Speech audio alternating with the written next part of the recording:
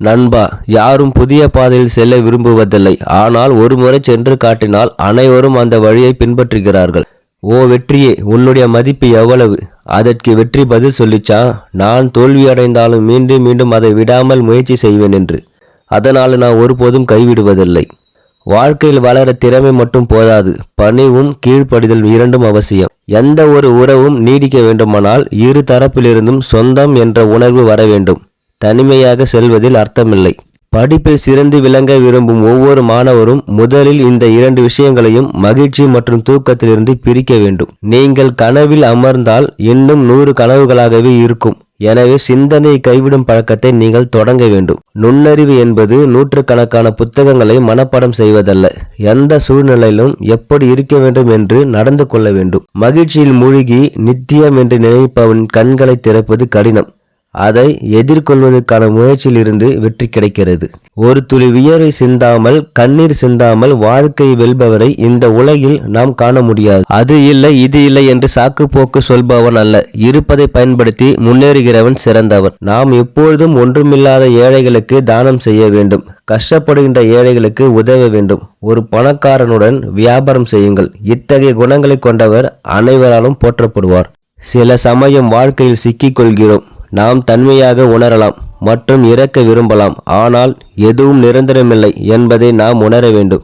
எல்லார் வாழ்க்கையிலும் ஏற்றத்தாழ்வுகள் சகஜம்.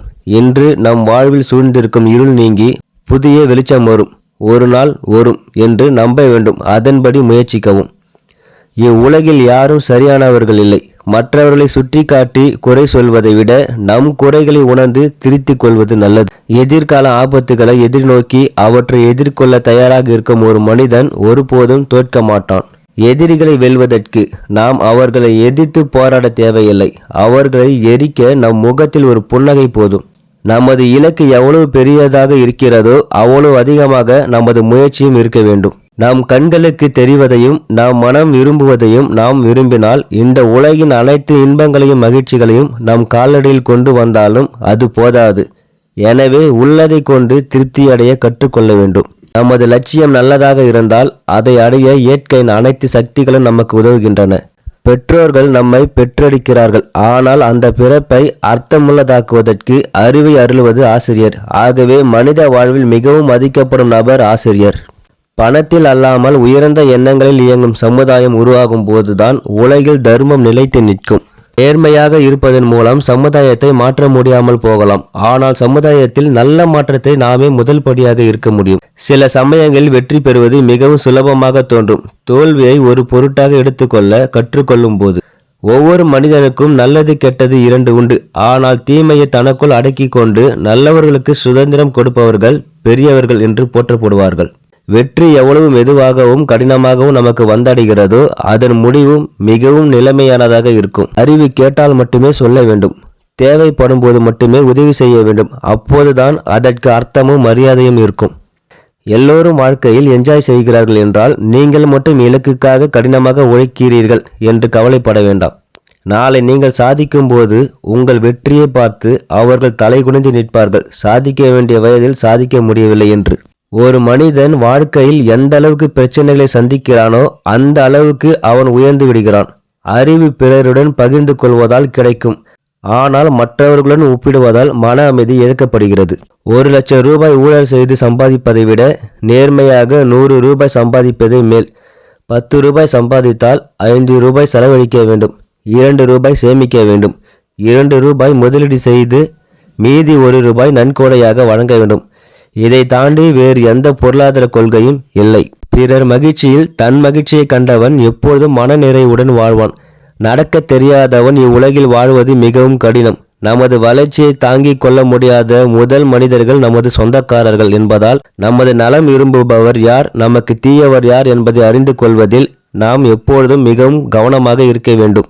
பல முறை கீழே விழுந்தால் நடக்க கற்றுக்கொள்ள மாட்டோம். பல முறை தோல்வியை ருசித்தால் வெற்றியின் உச்சியை அடைய மாட்டோம். நாம் எவ்வளவு கடினமாக உழைக்கிறோம் என்பதை வார்த்தைகளில் பார்க்கக்கூடாது, ஆனால் நமது வெற்றியில் எவ்வளவு பெரிய பிரச்சனை வந்தாலும் ஒரு புத்திசாலித்தனமான சிந்தனையாளர் அதை பீதி அடையாமல் தீர்க்க முடியும். வாய்ப்புகள் ஒருபோதும் அவற்றை பயன்படுத்திக் கொள்ள வேண்டும். ஒரு முறை தோற்றால் மீண்டும் கிடைப்பது கடினம். அதிர்ஷ்டத்தை நம்புபவன் ஒரு முறைதான் ஜெயிப்பான். கடின உழைப்பை நம்புபவன் எப்பொழுதும் வெற்றி பெறுவான். ஆண்மையை பற்ற வைத்து எதையாவது சாதிக்க வைக்கும் சொல், அது உங்களால் இல்லையே என்ற ஏளனம். 100 பேருக்கு ஒரே குறிக்கோள் இருக்கலாம், ஆனால் அதை அடைய நீங்கள் வெற்றியாளராக இருக்க வேண்டும். ஒவ்வொரு நொடியும் ஒரு துளி நீர் போல இருக்கும் போதுதான் மதிப்பு தெரியாமல் போகலாம். ஆனால் அந்த துளிகள் அனைத்தும் ஒன்று சேரும்போது அவை நம் தாகத்தை தணிக்கின்றன. மேலும் இப்பொழுது நாம் போராடும் ஒவ்வொரு நொடியும் ஒவ்வொருவராக நம்மை ஒன்றிணைந்து நமது பொன்னான எதிர்காலத்திற்கு வழிவகுக்கிறது. காதல் என்பது துரத்தப்பட்டு கட்டாயப்படுத்தப்பட்ட ஒன்றல்ல, மனதில் இயல்பாக எழும் ஒரு உணர்வு. நமக்கு கிடைக்கும் மரியாதை நாம் நடத்தையை பொறுத்தது.